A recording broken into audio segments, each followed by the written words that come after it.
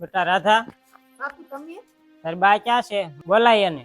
બા, એ બા અહીં આવો તો.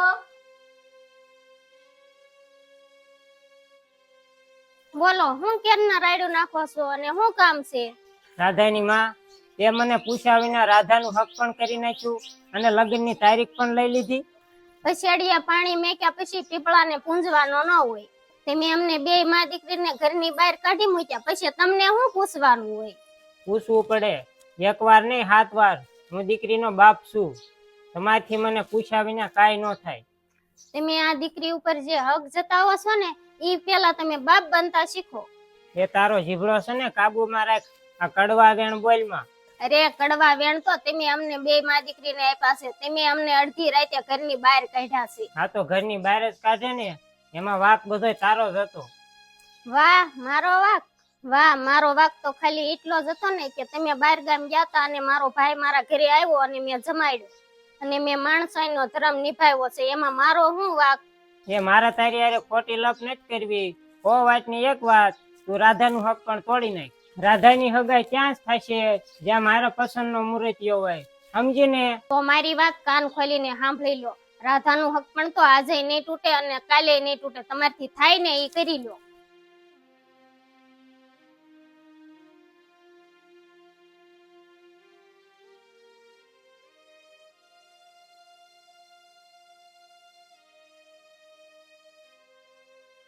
હે બા, હવે મારા લગ્નનું શું થાય? મારા બાપુ કેવું બોલી ગયા.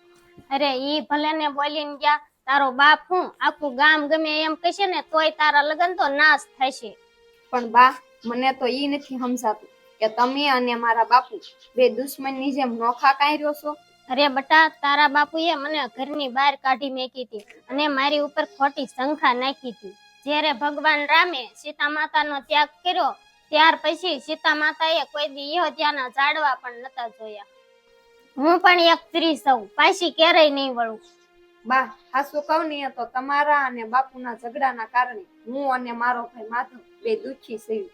અમારે તો કેવી જિંદગી થઈ ગઈ છે ને ઈ નથી ખબર પડતી. ભાઈને કોઈ દિન માનો પ્રેમ ન મળ્યો અને મને કોઈ દિન બાપનો પ્રેમ ન મળ્યો. આ વાત તમે બે કેમ નથી સમજતા? જો રાધા, તને તારા બાપ ઉપર આટલો બધો પ્રેમ ઉભરાતો હોય ને તો હું તને ક્યારેય નહીં રોકું. તારે જવું હોય ને તો જા. કોણ જાણે આ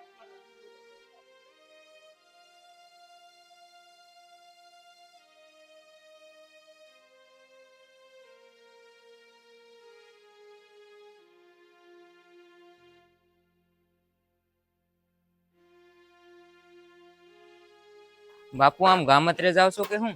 હા માધવ, બહાર ગામ જાઉં છું બેનના હાહરાને મળવા. કેમ બાપુ, તમને બેન ના હારે તેડાયા છે કે એમનેમ જાવ છો? હા માધવ, એમનામ જ જાઉં છું. મારે રાધાની હગાઈ તોડાવી નાખવી. અરે બાપુ, તમે આવું કેમ બોલો છો? હગા બાપ થઈને દીકરીનું હક પણ તોડાવવા માંગો છો? આવું બોલતા તમારી જીભ કેમ હાલે છે? દીકરા, અમુક જિંદગીના એવા ફેસલા હોય છે ને કે દિલ ઉપર પથ્થર મૂકીને લેવા પડે. મને બધી ખબર પડે છે કે બાપ થઈને દીકરીનું ઘર ન ભંગાય, પણ મને ખોટું એ વાતનું લાગ્યું છે તારી માએ મને પૂછ્યા વિના રાધાનું હક પણ કરી નાખ્યું. પણ એમાં શું છું, રાધા મારી માની પણ દીકરી છે તો એ પણ હગાઈ કરી શકે છે. એ રાધાનો બાપ છું. તારી માએ મને પૂછ્યા વિના રાધાનું હક પણ કરી નાખ્યું. એ આખું ગામ મેણા મારે છે મને. જે બાપમાં તેવાય નહીં હોય એટલે એની માએ હગાઈ કરી નાખી. ઝેર ખાઈને મરવું પડે ને તો પણ મને મંજૂર છે, પણ મેળું તો હું ક્યારેય નહીં ખમું.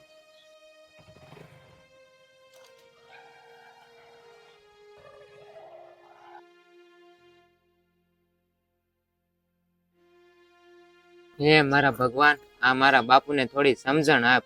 જો આ બે નો ઝઘડો આમને હાલ છે ને તો અમારા બે ભાઈ બહેનની જિંદગી વેર વિખેર થઈ જાય. અરે બટા જયપાલ, તારા મોટા ભાઈ નું હક પણ જોવા જાય તેનું શું થયું? અમારે જમીન ટૂંકી રહી ને એટલે મેળ ન આવ્યો. આવો આવો બેહો. હા આવ્યા. તમારી કઈ ઓળખાણ ન પડી? અરે મુખી, મારું નામ ધનજી છે અને હું તમારા બાજુના ગામનો છું અને સંબંધમાં હું તમારો વેવાય થાઉં છું. અરે હું વાત કરો છો? તમે મારા વેવાય છો એમ? પણ હું તો તમને ઓળખતો જ નથી. અરે મૂકી બાપા, આ તમારો વ્યવહાર છે તોય તમે નથી ઓળખી શકતા. અરે ક્યાંથી ઓળખું? બધો વ્યવહાર કરવા તો વેવાય આવ્યા હતા. આ વેવાય મેં ક્યારે જોયા જ નથી, તો કેવી રીતના હું એને ઓળખું? બાપુ, ઘરના આદમીમાં પાણી ન હોય ને તો બાયુને જ વ્યવહાર કરવો પડે. એટલે એ મોઢું સંભાળીને વાત કરીએ હો. એ ભાઈ અવાજ નીચો રાખ. આ તારું ગામ નથી, આ અમારું ગામ છે ને હું આ ગામનો મુખી છું. ગામ ભલે તમારું હોય કે મારું હોય, પણ હું મારું અપમાન તો ક્યારેય સહન નહીં કરું. એ બધી વાત જવા દો. તમે શું લેવા આવ્યા છો એ વાત કરો. એ હું ક્યારનો આવ્યો છું. તમે કોઈ પાણીનું ન પૂછ્યું. જે ઘરમાં સંસ્કાર જેવી ચીજ ન હોય ને ત્યાં મારે શું વાત કરવી? કઈ મહેમાન, મોઢું સંભાળીને વાત કરજો. આ બધાને વિશે તમે મારા બાપુનું અપમાન કરો છો. અરે અપમાન તો આ મારું મુચીએ કર્યું છે, પણ જ્યારે સમય આવશે ને ત્યારે હું એનો જવાબ આપીશ. એ ભાઈ તમે શું કરી લ્યો બોલો તો. મુચી, મારી દીકરીના લગ્ન તમારા દીકરા હારે કોઈ કાળે નહીં થાય.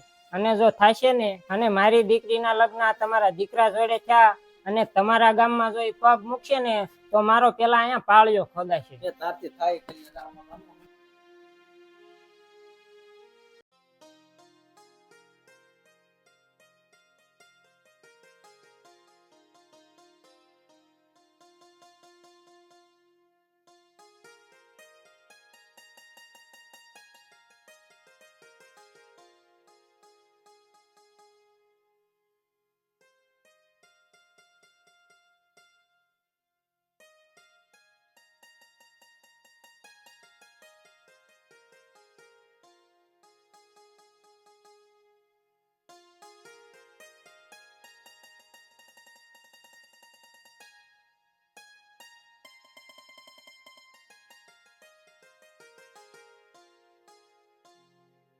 આય બટા મિત્તલ, હા માસી, કેમ છે તમને? ખારું છે હો. લે મિત્તલ, કેમ આજ અમારા ઘરે ભૂલી પડી? કાંઈ નહીં, જોવો ને માસી, આરાધા ઘરે નથી આવવા દે એમ મને. મિત્તલ ઈ ભલે ને કે આપણે અહીંયા બે. અરે બાપા તું રોજ આવજે, હું ક્યાં ના પાડું છું. એ ભલે. માસી, લગ્નની તૈયારી કેવી ચાલે છે? અરે બટા, લગ્નની તૈયારી તો ફૂલ હાલે છે. તો હારું. તારે હે ને લગ્નમાં અગાઉ વી આવવાનું છે હો, મોડું નહીં થવાનું. વાંધો નહીં, તું કીજે એટલે હું વી આવીશ. અત્યારથી ને જ કહી દઉં છું કે વહી આવશે, માન્યના જ રોકાઈ જશે કા મમ્મી? હા મિત્તલ અગાઉ વી આવજે તું. વાંધો નહીં માસી. એટલે બધું ઈ જે થોડું ઘણું રાધાને લેવા જવાનું છે બાકી ને તો ઈ પણ તમે બે જઈને લઈ આવજો. ઈ તો અમે જશું ને એટલે લઈ આવશું બધું. હજુ પાર્લરમાં ને એમાં ઓર્ડર દેવા જવાના બાકી છે, મહેંદીના ઓર્ડર બાકી છે, તો તું આવી ને તો આપણે બે જઈને દઈ હા આવીએ. તે વાંધો નહીં, આપણે બે જણ દઈ આવશું લગ્નના ઓર્ડર ને પાર્લરના ઓર્ડર ને બધું. એ બટા મિત્તલ, વાતું તો આપણે બહુ કરી, આ વાતું નહીં ખૂટે તો તું કઈ કામે આવી હતી કે પછી અમથી બેહવા? એ માસી, આ વાતુમાં હાવ ભૂલાય જ ગયું. મારે વાડીએ જવું છે તો આ રાધાને લેતી જાવ એટલે મારે હથવારો થાય. હાથી લેતી જા. હા પછી તડકો થાય ને તો જટને પાછા આવીએ. હાથી તમે જાવ અને ખાય ઘા પાછા વહી આવજો. એ સારું માસી. અરે કેટલો બધો તડકો છે. આવા તડકાનું તારે વાડિયા શું કામ છે? લે, ગોપાલજીજીએ મને કીધું તું એટલે હું તને આ લઈને આવી છે. હે? હા, લે શું કીધું તું તને? એ મળવા જવાનું કીધું તું તને. તો તું ઘરે તેમ કહેતી હતી કે વાડીએ જવાનું છે. તે વાડીનું બાનું દઉં તો જ તને માસી આવવા દે ને, ન થોડા તને કઈ આવવા દે. હા હો, ઈ વાત તારી. તો પછી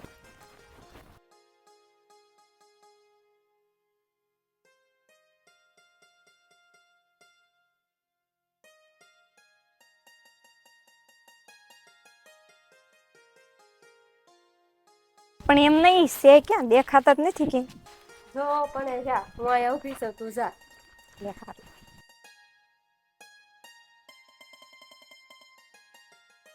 લે રાધા આવી ગઈ તું, મને એમ કે તું નહીં આવ્યું. અરે આવું હું લેવા બોલો છો? હું શું લેવાનું આવું?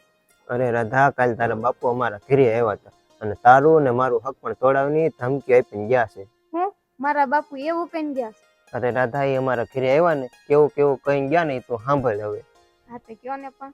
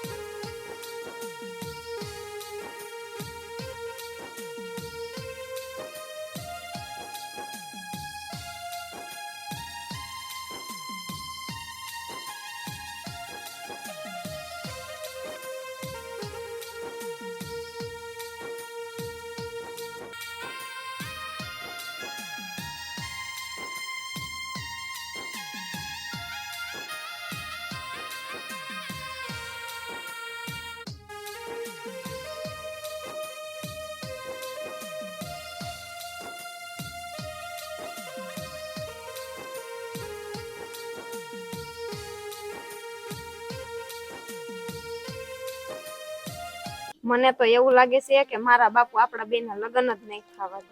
અરે રાધા તું જરાય ચિંતા કરીમાં. તારા બાપુ આપણા લગ્નમાં જરાય વિઘન નહીં નાખે છે અને હું આખા ગામની ફરતે મારા માણસો મૂકી દે પછી તારા બાપુની તાકાત નહીં કે આપણા લગ્ન રોકી શકીએ. ના હો, આવા ધીંગાણા કરીને મારે લગ્નના ઢોલ નથી વગાડવા. અને તમે હે ને મારી એક વાત સાંભળી લો, કાં તો મારા બાપુ મારી વિદાય કરશે અને કાં તો મારી લાશ નીકળશે. પણ રાધા એ ઊભી તો રે, મારી વાત તો સાંભળ. બાપુ બાપુ અરે બેટા માધવ, આટલો બધો આફસ કેમ? બાપુ હા મેં રાધાબેન એનો જીવ દેવા જાય છે. અરે હું વાત કરસ માધવ? હા બાપુ હાલો. દોડ જલ્દી હાલ.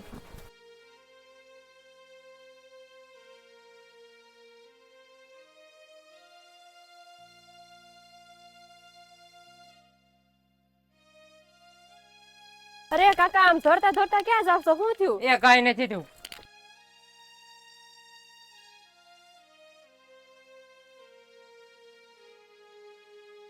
અરે રાધા, તું ગાંડી થઈ ગઈ છો? આ શું કરવા જઈ રહી છો તું? અરે મૂકી દો મને.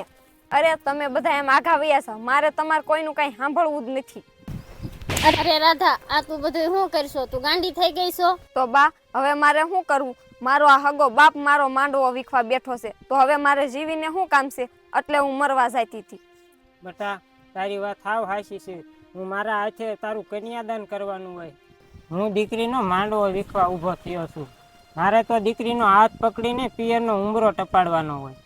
અમારા બેયના ઝઘડાના કારણમાં હું તારા હાથની મહેંદી ભૂહવા ઊભો થયો છું. દીકરી, મારી ભૂલ થઈ ગઈ. હું બે હાથ જોડીને તારી માફી માંગુ છું. અરે બાપુ, હું તમને માફ તો કરી દઉં, પણ એક શરતે, તમે અને મારા બા બે ભેગા રહ્યો. અને બા, તમને મારા હામ છે. તમારા અને બાપુના ઝઘડાના કારણે અમારા બેયની જિંદગી કેવી થઈ ગઈ છે. અને તમને ખબર છે કે તમારા બેયના ઝઘડાના કારણે ભાઈને કોઈ દિવસ માનો પ્રેમ ન મળ્યો અને મને કોઈ દિવસ બાપનો પ્રેમ ન મળ્યો. તમે તો તમારી જિંદગી જીવી લીધી, પણ અમારો શું વાંક? અમારે માવતર હોવા છતાં અમે બે માવતર વગરના થઈ ગયા. હું તમને બેને હાથ જોડીને વિનંતી કરું, તમે બે એક થઈ જાઓ અને તમે બે સમાધાન કરી નાખો.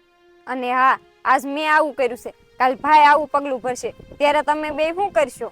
અરે બેટા, આવું બોલમાં. હવે તમે કહેશો ને એમ કરશું. અરે બેટા, મેં તારી મા ઉપર ખોટી શંકા કરીને એ જ મારી ભૂલ હતી. પણ મને મારી ભૂલ સમજાઈ ગઈ.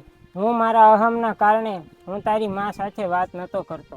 પણ બેટા, હવે મને મારી ભૂલ સમજાઈ ગઈ છે. હવે હું તારા ખાતર જે કહેશ એ કરવા તૈયાર છે.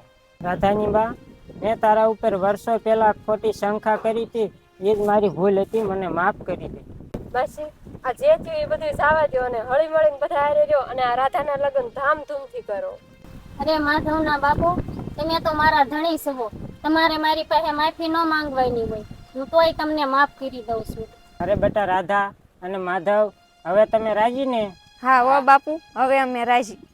અને હવે બેનના લગ્ન ધામધૂમથી કરી વાય. હા, એ વાત તારી હાવ હાચી.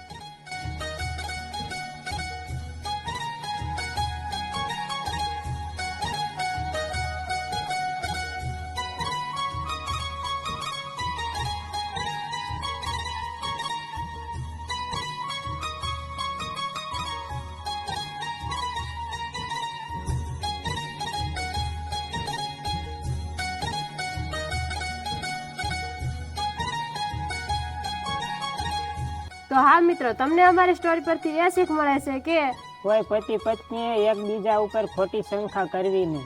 કારણ કે શંકા કરવાથી સંબંધ તૂટી જાય છે. અને જિંદગી મળી છે તો એકબીજા સાથે રાજી ખુશીથી જીવી લેવું જોઈએ. તો મિત્રો, તમને અમારો વિડીયો ગમ્યો હોય તો અમારા વિડીયોને લાઈક કરો, શેર કરો, કોમેન્ટ કરો. અને હા, હજુ સુધી સબસ્ક્રાઇબ ન કરી હોય તો અમારી ચેનલને સબસ્ક્રાઇબ કરી નાખજો. જય માતાજી.